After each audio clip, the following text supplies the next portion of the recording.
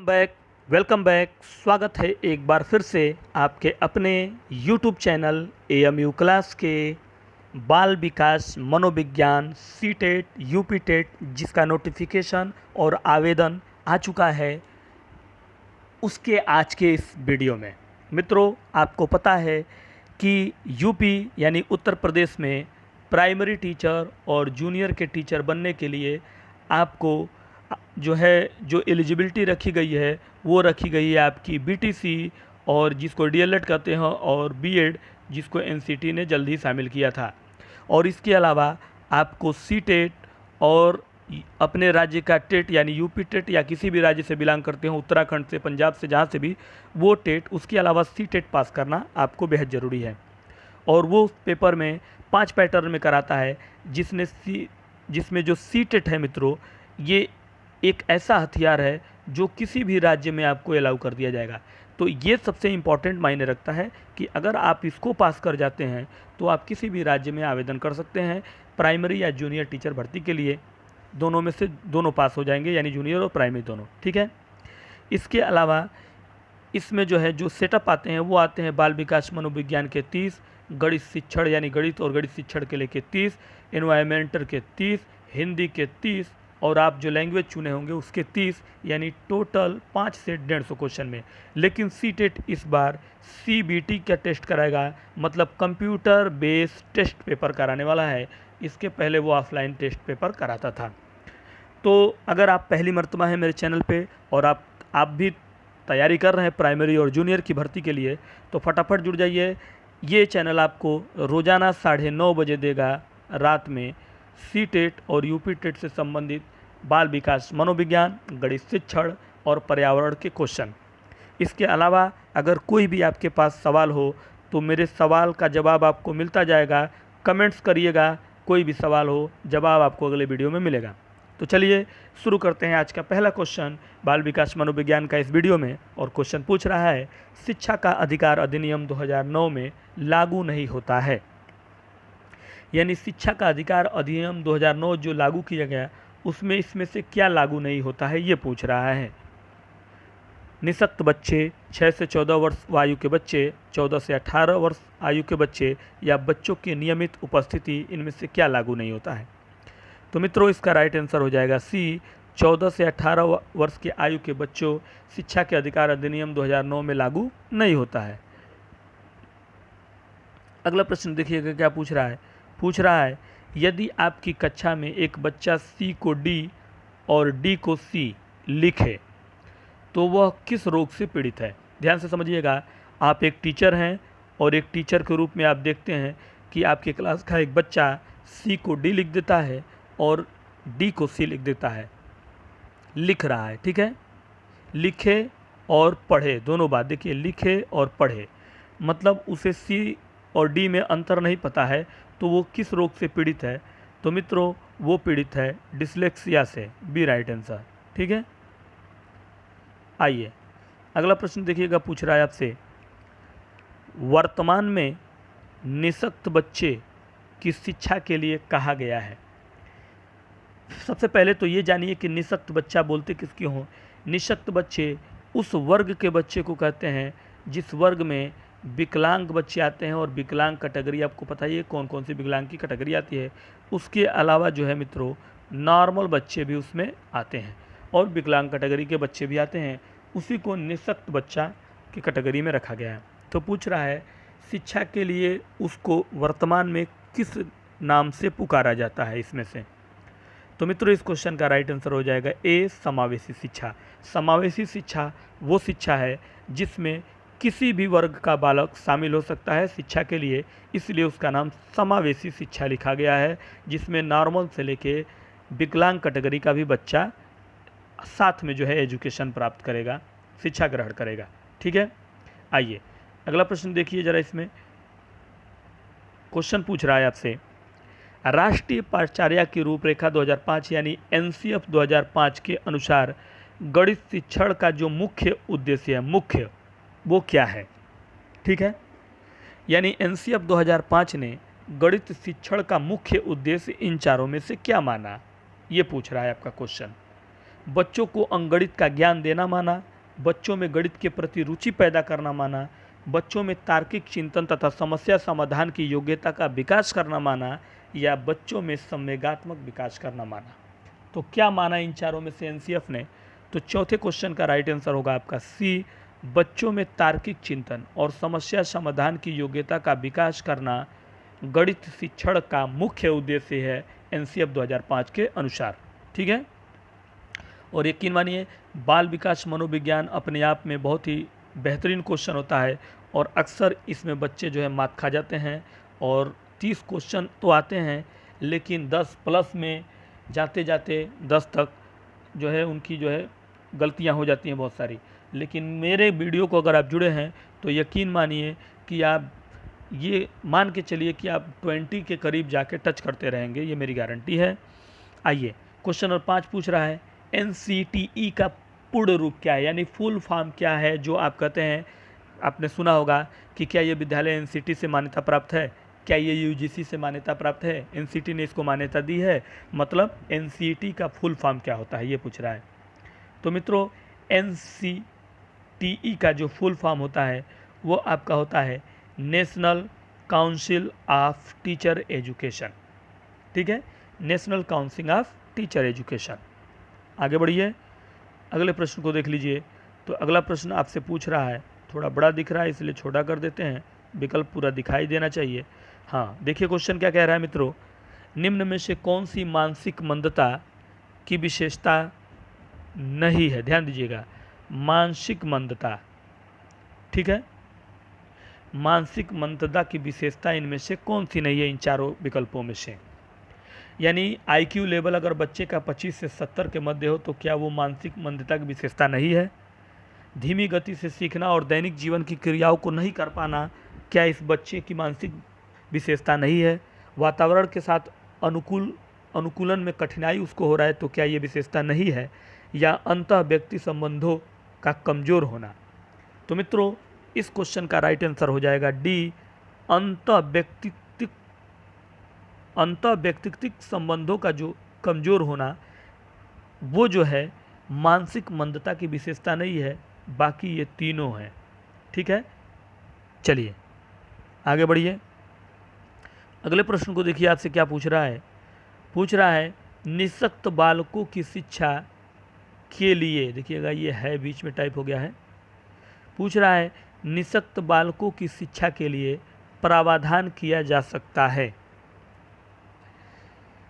ये कह रहा है कि जो निःशक्त वर्ग के बालक सिर्फ होते हैं, मतलब जो विकलांग कैटेगरी के सिर्फ बालक होते हैं, उनके लिए किस टाइप का जो है प्रावधान शिक्षा का किया जा सकता है इन चारों में से। तो अभी आप सोच रहे होंगे कि सर ऊपर पहले पढ़ाए हैं निःशक्त बालक, तो इसलिए समावेशी शिक्षा। वहाँ क्या था कि निःशक्त बालकों की कैटेगरी का वर्तमान में नाम क्या रखा गया, तो नाम समावेशी शिक्षा रखा गया है इनके लिए। लेकिन यहाँ पूछ रहा है उनका जो शिक्षा है उसके लिए प्रावधान किया जा सकता है। तो 7वें क्वेश्चन का राइट आंसर होगा मित्रों बी, मुख्य धारा में उनको डालकर। ठीक है, मुख्य धारा में उनको डालकर। अगला प्रश्न है आपका, प्रतिभाशाली होने का संकेत नहीं है, यानी इनमें से कौन सा जो है लक्षण एक बालक में, एक बालक जो है उसमें से, इनमें से वो कौन सा लक्षण है जो एक प्रतिभाशाली बालक होने का संकेत नहीं दे रहा है। रचनात्मक विचार, दूसरों के साथ झगड़ना, अभिव्यक्ति में नवीनता और जिज्ञासा। इन चारों में से कौन सा एक संकेत नहीं है प्रतिभाशाली बालक की। तो मित्रों 8वें क्वेश्चन का राइट आंसर हो जाएगा आपका बी, दूसरे के साथ झगड़ना प्रतिभाशाली बालक का संकेत नहीं है। आगे बढ़िए, अगला प्रश्न पूछ रहा है डिसलेक्सिया किससे संबंधित है। यानी क्वेश्चन पूछना चाहता है कि डिसलेक्सिया जो रोग है वो किस प्रकार का इन चारों में से रोग है। क्या वो मानसिक विकार है, या गणितीय विकार है, या पठन विकार है, या व्यवहार संबंधित विकार है। तो डिसलेक्सिया इनमें से किस विकार में आता है। तो 9वें क्वेश्चन का राइट आंसर हो जाएगा आपका सी, पठन विकार। पठन मतलब कि पढ़ने में बच्चे के जो प्रॉब्लम होता है उसे हम कहते हैं डिसलेक्सिया। ठीक है, डिसलेक्सिया याद रखिएगा। अगला प्रश्न है आपका, विशेष आवश्यकता वाले बालकों को शिक्षा उपलब्ध करानी चाहिए। ठीक है, विशेष आवश्यकता वाले बालकों को, यानी विशेष आवश्यकता वाले बालक का मतलब क्या हुआ? वो बालक जो नॉर्मल बच्चों से हट के हैं, मतलब विकलांग हैं, गूंगे हैं, बहरे हैं, अंधे हैं, मतलब इस तरह के जो भी बच्चे हैं उनको हम विशेष आवश्यकता वाले बच्चों की कैटेगरी में रखते हैं। तो वो पूछ रहा है इस तरह के बालक जो है शिक्षा अगर हमको देना हो, उपलब्ध करानी हो, तो किस तरह के इस ऑप्शनों में से कराई जानी चाहिए जोड़ के हमको। ठीक है, तो 10वें क्वेश्चन का राइट आंसर हो जाएगा अन्य सामान्य बालकों के साथ, और यही हमारी समावेशी शिक्षा कहती है। यानी समावेशी शिक्षा हमारा क्या कहती है कि विशेष प्रकार की जो इस तरह के वर्ग के बालक हैं उनको हम अन्य नॉर्मल बालकों के साथ रख के और शिक्षा उनको देनी चाहिए। ठीक है, तो उम्मीद करता हूँ कि आप क्वेश्चन को समझ गए होंगे। अगला प्रश्न देखिए मित्रों, क्या पूछ रहा है कि आप देखते हैं कि एक विद्यार्थी बुद्धिमान है, तो एक टीचर के रूप में आप क्या इन चारों विकल्पों में से करना पसंद करेंगे? उसे सभी छात्रों के साथ संतुष्ट करेंगे, उसे अतिरिक्त गृह कार्य नहीं देंगे अगर वो एक बुद्धिमान है, तो वह जैसे कि अधिक प्रगति पर कर सकता है उसे वैसे ही अनुप्रेरित यानी मोटिवेशन करेंगे, या उसके अभिभावकों को सूचित करेंगे कि वह बुद्धिमान है। यानी आप देख रहे हैं कि आपकी कक्षा में एक विद्यार्थी काफ़ी बुद्धिमान है, तो एक टीचर के रूप में आप इन चारों में से कौन सा विकल्प चुनना पसंद करेंगे? यही है मित्रों साइकोलॉजी, जिसको आप कहते हैं मनोविज्ञान, बाल विकास मनोविज्ञान जिसको कहते हैं। और ये अपने आप में आपको सोच के चलना पड़ेगा। अगर आप इसको समझेंगे नहीं क्वेश्चन को ध्यान से, तो आप मात खा जाएंगे वहीं पे और क्वेश्चन का गलत आंसर दे आएंगे। तो 11वें क्वेश्चन का राइट आंसर हो जाएगा सी, वह जैसे अधिक प्रगति कर सकता है, यानी जिस तरह से वो और आगे बढ़ सकता है वैसे ही उसको हम मोटिवेशन करेंगे उसकी बुद्धिमत्ता को देखकर एक टीचर के रूप में। ठीक है, आइए अगला प्रश्न है मित्रों, समस्या के अर्थ को जानने की योग्यता, वातावरण के दोषों, कमियों और रिक्तियों के प्रति सहजता, यह विशेषता किस प्रकार के बालक की है पूछ रहा है।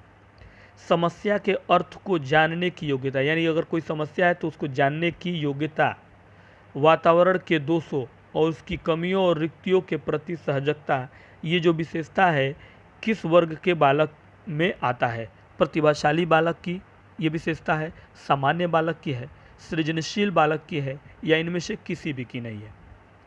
तो 12वें क्वेश्चन का जो राइट आंसर होगा वो आपका हो जाएगा सी, सृजनशील बालक की पहचान है कि समस्या को जानने की योग्यता उसके अंदर होती है, वातावरण के दोषों, कमियों और रिक्तियों के प्रति सहजता, ये जो है चीज़ें दिखाई गई हैं ऊपर, ये सभी एक विशेषता है सृजनशील बालक होने की, बच्चे की। ठीक है, अगला प्रश्न है, विशेष शिक्षा संबंधित है मेधावी विद्यार्थियों की शिक्षा में, कम योग्य विद्यार्थियों की शैक्षिक कार्यक्रम से, अध्यापकों के लिए प्रशिक्षण कार्यक्रम से, या पिछड़ी बुद्धि के विद्यार्थियों के लिए प्रशिक्षण कार्यक्रम से। तो विशेष शिक्षा यानी विशेष प्रकार की शिक्षा इन चारों में से किस बात से संबंध रखती है, ये हमारा 13वां क्वेश्चन पूछ रहा है। ठीक है, तो 13वें क्वेश्चन का राइट आंसर आपका हो जाएगा बी, कम योग्य विद्यार्थियों के लिए शैक्षिक कार्यक्रम से विशेष शिक्षा संबंधित रखता है। ठीक है, आगे बढ़िए, और अगला प्रश्न आपसे पूछ रहा है, असंगठित घर से आने वाला बालक सबसे अधिक कठिनाइयों का अनुभव करेगा। असंगठित घर से मतलब यानी फैमिली बैकग्राउंड जो है उसका ठीक ठाक नहीं है, असंगठित है, और वहाँ से बालक जो है आया है एजुकेशन ग्रहण करने के लिए, तो सबसे पहले फर्स्ट ऑफ ऑल यानी सबसे पहले वो बच्चा सबसे पहले और सबसे अधिक कौन सी कठिनाइयों का अनुभव करेगा इन चारों में से? आप क्वेश्चन समझ गए होंगे। स्वयं पाठ को तैयार करने में उसको कठिनाई होगी, स्वतंत्र अध्ययन करने में उसे कठिनाई होगी, रोजगार के संदर्भ में या अभ्यास पुस्तिका में। तो मित्रों इस क्वेश्चन का राइट आंसर आपका हो जाएगा स्वतंत्र अध्ययन करने में या फ्रीडम एजुकेशन में उसको काफ़ी मुश्किलों का सामना करना पड़ेगा। अगर वो एक फैमिली बैकग्राउंड ऐसे असंगठित घर से वो बालक अगर पहली बार विद्यालय आया है तो उसे सबसे ज़्यादा कठिनाइयों का जो परेशानियों का सामना पड़ेगा वो करना पड़ेगा स्वतंत्र अध्ययन। ठीक है। अगला प्रश्न आपसे पूछ रहा है, आप अनपढ़ माता पिता के बच्चों को अंग्रेजी सिखाना चाहते हैं। आप मीन्स आप एक क्या हैं, टीचर हैं, प्राइमरी के हों या जूनियर के हों या इंटर कॉलेज के कह लीजिए, और आप जिस बच्चे को अंग्रेजी सिखाना चाहते हैं उनके माता पिता क्या हैं, अनपढ़ हैं। क्वेश्चन समझ में आ गया कि आप एक टीचर हैं प्राइमरी या जूनियर के, और आप उस बच्चे को अंग्रेजी सिखाना चाहते हैं जिसके माता पिता अनपढ़ हैं, यानी उन्होंने एजुकेशन लिया ही नहीं है। तो आप एक टीचर के रूप में क्या करेंगे? इन चारों में से आप बच्चों से अंग्रेजी में बात करेंगे, आप बच्चों को अंग्रेजी में बोलने के लिए मजबूर करेंगे, आप बच्चों को मातृभाषा में बोलने से रोकेंगे, या आप उसे मातृभाषा की सहायता से अंग्रेजी सिखाने का प्रयास करेंगे। तो मित्रों 15वें क्वेश्चन का जो राइट आंसर आपका होगा वो हो जाएगा डी। एक टीचर के रूप में आप उस बच्चे की मातृभाषा की सहायता से अंग्रेजी सिखाने का प्रयास करेंगे। ठीक है, क्योंकि नई शिक्षा नीति ये कहती है और लागू भी किया गया है कि 1 से 5 तक का जो बच्चा होगा उसे उसकी मातृभाषा में ही शिक्षा दी जाएगी। ठीक है। अगला प्रश्न है, वह कौन से बाह्य कारक हैं? बाह्य कारक का मायने बाहरी वातावरण से जो एक बालक को कक्षा में रुचि लेने से रोकता है। यानी एक बालक है जो अपनी कक्षा में पढ़ाई करने के दौरान बैठा हुआ है और टीचर उसको पढ़ा रहा है, उसके अलावा और भी बच्चों को पढ़ा रहा है, लेकिन यहाँ सवाल यह है कि वो कौन सा बाहरी कारक है जो उस बालक को कक्षा में इंटरेस्ट लेने से, रुचि लेने से रोक रहा है। बच्चा का ध्यान जो है टीचर के पढ़ाने पे ना होके कहीं और है उसकी रुचि। ठीक है। भावना और मनोभाव यानी जज्बात से, संस्कृति और प्रशिक्षण के कारण, बालक का दृष्टिकोण या लक्ष्य और प्रयोजन। किसके कारण बालक, किस बाह्य कारक के कारण इन चारों में से बालक जो है कक्षा में रुचि लेने से उसको रोका जा रहा है, यानी उसका मन उसको रोक रहा है। तो मित्रों इस क्वेश्चन का राइट आंसर हो जाएगा आपका संस्कृति और प्रशिक्षण एक ऐसा बाह्य कारक है जिसके वजह से बालक में कक्षा में रुचि लेने से उसको रोकता है एक बालक को। ठीक है। अगला प्रश्न देखिएगा, थोड़ा सा बड़ा है विकल्प, तो इसलिए हम इसको थोड़ा सा छोटा कर लेते हैं। अब आपको पूरे विकल्प दिख रही होगी। पूछ रहा है कमज़ोर वर्ग के बालक से तात्पर्य आपका क्या है?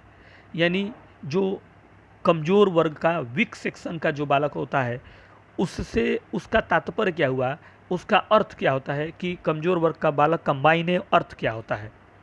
ऐसे अभिभावकों के बालक जो जिनकी वार्षिक आय कम हो उसे कमज़ोर बालक कहेंगे, तात्पर्य उसका मतलब हुआ। या ऐसे अभिभावकों के बालक जो वंचित वर्ग से आते हैं उनको कहेंगे। वंचित वर्ग मतलब आप कह सकते हैं SC ST, आप लोग जो है कई लोग कहते हैं कि ये हरिजन है तो ये है वो है, इस तरह के बालक की बात कर रहा हूँ मैं। या ये कह रहा है सी कि ऐसे अभिभावक के बालक से जो गरीब रेखा से नीचे की सीमा में आते हैं, या ऐसे अभिभावकों के बालक से जो सरकार द्वारा निर्धारित न्यूनतम सीमा की वार्षिक आय की सीमा के नीचे वर्ग से आते हैं। तो इनमें से किसे कमज़ोर वर्ग के बालक के तात्पर्य यानी डिफिनेशन यानी परिभाषा में हम रखेंगे? तो मित्रों 17वें क्वेश्चन का राइट आंसर आपका जो होगा वो हो जाएगा आपका, यानी कि क्वेश्चन नंबर 17 का राइट आंसर हो जाएगा डी। ऐसे अभिभावकों के बालक से, यानी अभिभावक के वो बालक जो सरकार द्वारा निर्धारित न्यूनतम वार्षिक आय सीमा के नीचे वर्ग में आते हैं। मतलब इसका समझ लीजिए, आप ध्यान से समझा भी दे रहा हूँ मैं आपको। अगर किसी की आपको पता ही है कि जब आप जाति निवास आय बनवाते हैं तो उसमें आय बनता है, सबसे पहले जो आय बनता है ज़रूरत जहाँ होती है तो आय में वार्षिक आय बनता है। तो अगर इस समय आजकल जो है 48,000 या 46,000 वार्षिक आय बन रहा है अब प्रेजेंट टाइम में, इसके पहले 36,000 तक वार्षिक आय बनता था सालाना। तो वही पूछ रहा है कि अगर उस बच्चे की वार्षिक आय 48,000 से भी नीचे है सीमा के उनके अभिभावकों की, तो उस बालक को हम कमज़ोर वर्ग के बालक के तात्पर्य में रखेंगे। ठीक है। तो उम्मीद है कि आप इस क्वेश्चन को बहुत अच्छे से समझ गए होंगे। कमेंट्स जरूर करिएगा अगर आपको क्वेश्चन समझ में और पसंद आ रहा होगा तो। अगला प्रश्न देखिए, पिछले बालक ऐसे बच्चे हैं, पिछले नहीं ये पिछड़े है, ड़ है। ठीक है। पिछड़े बालक ऐसे बच्चे होते हैं जिनकी सीखने की गति धीमी हो, जिनकी बुद्धि लब्धि यानी आईक्यू स्तर 80 से 90 के पीछे हो, मानसिक रूप से अस्वस्थ और असमायोजित हों या उपर्युक्त सभी। तो किसे हम रखेंगे पिछड़े वर्ग की बालक की कैटेगरी में? ठीक है, तो मित्रों 18वें क्वेश्चन का राइट आंसर हो जाएगा उपर्युक्त सभी। ये तीनों ऑप्शन पिछड़े वर्ग के बालक की कैटेगरी में आते हैं, यानी उनके सीखने की जो गति है क्लास में, यानी कहीं भी बाहरी वातावरण हो या क्लास में पढ़ाई के दौरान हो, उनके सीखने की जो गति है काफ़ी धीमी होती है। उनकी जो आईक्यू लेवल होती है यानी 80 और 90 के पीछे का मतलब उससे कम कह लीजिए, पीछे मतलब उससे कम होगी, और वो मानसिक रूप से अस्वस्थ होंगे और असमायोजित होंगे, मतलब अपने आप को समायोजन नहीं कर पा रहे हैं वातावरण में, उस क्लास में। ठीक है, आइए अगले प्रश्न को देखिए। पूछ रहा है मित्रों अगला प्रश्न कि एलेक्सिया है पढ़ने की अक्षमता, सीखने की अक्षमता, सीखने लिखने की अक्षमता या सुनने की क्षमता। क्या है एलेक्सिया रोग, यानी एलेक्सिया से पीड़ित बच्चा इनमें से किस कैटेगरी में आएगा? तो मित्रों पढ़ने की जो अक्षमता होती है यानी पढ़ने की जो प्रॉब्लम होती है वो एलेक्सिया की कैटेगरी में बच्चा आएगा। ठीक है, आगे बढ़ा जाए तो अगले प्रश्न को देखिए। इस क्वेश्चन का, इस वीडियो का आखिरी क्वेश्चन, क्वेश्चन नंबर 20 क्वेश्चन मैंने लिया है और 20 क्वेश्चन ऐसे ही आपको कराते जाऊंगा। धीरे धीरे आप चलिए। सीटेट में तो टाइम है लेकिन यूपी टेट में आपके पास कम टाइम है। मेरे ख्याल से 28 नवंबर को ही उसका पेपर करा दिया जाएगा, इसलिए उसको विशेषकर ध्यान दीजिए। जो यूपी के बच्चे हैं वो यूपी टेट भर सकते हैं, अदर स्टेट के भी अगर अलाउ है नोटिफिकेशन में तो भरेंगे। अगर आपको नोटिफिकेशन क्लियर नहीं है तो बताइएगा कमेंट्स में, नोटिफिकेशन को एक बार वीडियो बना के दे दिया जाएगा। ठीक है, क्वेश्चन नंबर 20 पूछ रहा है आपसे साइजोइड वर्ग, साइजोइड वर्ग में किस प्रकार का बालक आता है? साइजोइड वर्ग में किस प्रकार का बालक आता है? मोटे स्वस्थ रहे लंबे शरीर वाले, प्रतिभाशाली व प्रखर बुद्धि वाले, दुबले पतले कंधा लंबे शरीर वाले या प्रतिभाशाली बालक। किस प्रकार का बालक साइजोइड वर्ग में आता है? तो इस वीडियो के आखिरी क्वेश्चन, क्वेश्चन नंबर 20 का जो राइट आंसर होता है वो आपका होता है मित्रों ए, मोटे स्वस्थ रहे लंबे शरीर वाले बालक साइजो वर्ग के बालक की कैटेगरी के प्रकार में आते हैं। तो मित्रों ईमानदारी से बताइएगा कि कैसी लगी आज की हमारी ये बाल विकास मनोविज्ञान की सीटेट यूपी टेट की जो आने वाली है उसकी क्लास। और अगर पसंद आया हो तो ईमानदारी से एक लाइक बनता है, ज़रूर करिएगा। शेयर कर दीजिएगा उन्हें जो पहली मर्तबा देने जा रहे हैं सीटेट यूपी टेट, या इसके पहले भी दे चुके हैं और उनके कम नंबर आए हों, ज़्यादा नंबर चाहते हैं, क्योंकि इसके पास किए बिना आप प्राइमरी के टीचर नहीं बन सकते, चाहे लाख कोशिश कर लीजिए। और अब तो जो है इंटरनेट का, नेट का ज़माना आ गया है, सब कुछ जो है पोर्टल पे दे दिया जा रहा है, इसलिए फर्जीवाड़े का एक भी ऑप्शन अब नहीं है। तो मेहनत करिए और कामयाब होकर एक प्राइमरी टीचर या जूनियर टीचर या इंटर कॉलेज के कुछ भी, जो भी ऑप्शन आप पसंद करते हो बनिए, लेकिन बनिए। ठीक है, तो चलिए मित्रों आज के लिए दीजिए इजाज़त। कल फिर मिलेंगे आपको इसी समय इसी टाइम रात 9:30 बजे लेकर बाल विकास मनोविज्ञान के कुछ और बेहतरीन क्वेश्चन। तब तक के लिए नमस्कार।